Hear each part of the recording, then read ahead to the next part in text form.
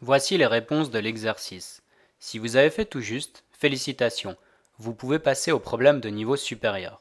Si vous avez fait une ou plusieurs erreurs, nous allons maintenant faire la correction de cet exercice. Pour le premier problème, je sais que la totalité de mon jardin dans son entièreté, fait 200 mètres carrés. Je peux donc écrire que la totalité du jardin est égale à 200 mètres carrés. Et rappelez-vous que la totalité, c'est égal à la proportion 1. Plutôt que d'écrire totalité du jardin, je peux écrire 1 ou 1 sur 1, c'est égal, c'est la même chose. On nous demande ensuite quelle surface correspond à 1 quart du jardin. Eh bien, j'écris donc du côté des proportions 1 quart et je me demande à combien de mètres carrés, c'est-à-dire quelle surface, cela va correspondre. Je peux donc faire une règle de 3, 1 quart fois 200, et le résultat divisé par 1, même si ça ne va rien changer de diviser par 1. Je vais donc faire la multiplication 1 quart fois 200. Je peux toujours écrire un nombre comme étant lui-même sur 1, si ça m'arrange.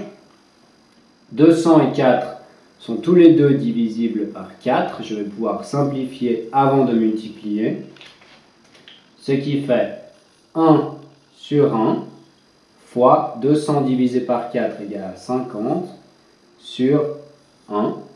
Autrement dit, 50 sur 1, ce qui fait 50. 50 est notre inconnu. 1 quart du jardin correspond à 50 mètres carrés. C'est notre réponse. J'ai planté des roses sur 50 mètres carrés.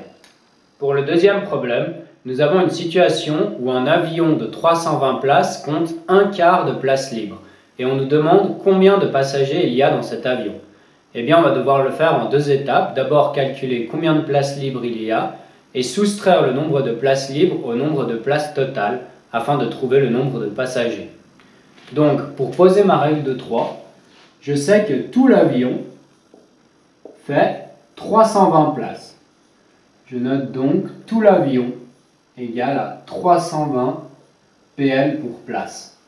Et puis, on nous dit que 1 quart de l'avion est inoccupé. Je ne sais pas combien de places ça fait.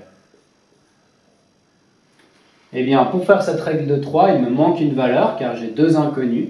Eh bien, je me rappelle que tout l'avion, c'est la même chose que la totalité, que l'entièreté de l'avion, et que ça, c'est égal à une proportion de 1. Donc, plutôt que tout l'avion, je peux écrire 1, qui correspond à l'avion dans sa totalité. Je peux donc faire ma règle de 3. Je vais devoir multiplier 1 quart par 320 et diviser le résultat par 1. Diviser par 1, ça ne changera rien au calcul. C'est surtout 1 quart fois 320 que je dois calculer. Donc 1 quart fois 320. Si je le souhaite, je peux mettre 320 sur 1. C'est la même chose. On peut toujours mettre les nombres sur 1. Je peux simplifier avant de faire ma multiplication car 320 et 4 sont tous les deux divisibles par 4. 320 divisé par 4, ça fait 80. J'aurai donc 1 sur 1 fois 80 sur 1. Autrement dit, 80 sur 1. Autrement dit, 80. Je sais que 1 quart d'un avion de 320 places, ça fait 80 places. Et à partir de là, eh bien ça c'est le nombre de places qui sont vides. Et si je veux connaître le nombre de passagers, il ne me reste plus qu'à soustraire le nombre de places vides au nombre total de places. 320 moins 80, ça fait 240.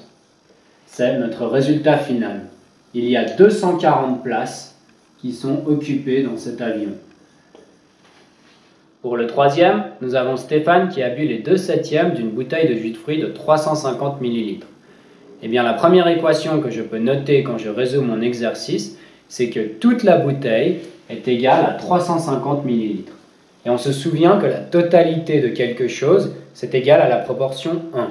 Plutôt que d'écrire toute la bouteille, je peux transformer ça en équation mathématique. Toute la bouteille est égale à une proportion de 1. Une bouteille fait 350 ml. Et on sait que Stéphane en a bu les 2/7. On se demande donc la proportion 2/7, les 2/7 de la bouteille, combien de millilitres est-ce que cela fait? Eh bien, on peut faire notre règle de 3 car on n'a plus qu'une inconnue et 3 grandeurs. Pour trouver mon inconnu, je vais devoir multiplier 2/7 par 350 ml et diviser ensuite le résultat par 1. Mais divisé par 1, ça ne changera rien car n'importe quel nombre divisé par 1 est toujours égal à lui-même. Le véritable calcul à faire, c'est 2/7 fois 350 ml. Je peux toujours écrire 350 sur 1 si je préfère. Et je peux simplifier avant de faire la multiplication, car 7 et 350 sont tous les deux des multiples de 7. J'aurai donc à la place de 2/7 2 sur 1 fois 350 divisé par 7, ça fait 50, fois 50 sur 1, ce qui fera 100 sur 1, autrement dit 100. On a donc trouvé notre inconnu d'ici. Je sais que 2/7 de la bouteille, ça fait 100 ml. Et 2/7 ou 100 ml, c'est la quantité que Stéphane a bu. Et on nous demandait, non pas la quantité qu'il a bu, mais quelle quantité il reste dans la bouteille. Eh bien, il suffit de prendre la totalité de la bouteille et d'enlever la quantité qu'il a bu pour trouver quelle quantité il reste dans la bouteille. Toute la bouteille, c'est 350, il en a bu 100, 350 moins 100, ça fait 250 ml. C'est notre réponse, il reste 250 ml dans la bouteille. Et enfin, pour le dernier, on a Christophe qui a été joué au casino et qui a perdu les 2/3 de sa fortune, soit 20 €. Et on nous demande combien d'argent il avait au début avant de jouer. Eh bien, je dois faire attention quand j'ai ce type de problème. Quand on nous dit les 2/3 de sa fortune, soit 20 €, cela signifie que les 2/3 de sa fortune valent 20 €. Je peux donc écrire que 2/3 en proportion de sa fortune sont égaux à 20 €. Et ce qu'on cherche à trouver, c'est la valeur de toute sa fortune. J'écris donc toute sa fortune égale une inconnue en euros. On ne sait pas combien d'euros vaut toute sa fortune. Par contre, ce qu'on sait et ce dont on doit toujours se rappeler, c'est que toute sa fortune, la totalité de quelque chose, eh bien, je peux le traduire de français à mathématiques par la proportion 1. La totalité de quelque chose, je peux écrire à la place 1. Et à partir de là, eh bien, je vais pouvoir faire ma règle de 3 en multipliant 1 par 20, ce qui ne va rien changer, ça fera toujours 20, et en divisant le résultat, donc 20 par 2/3.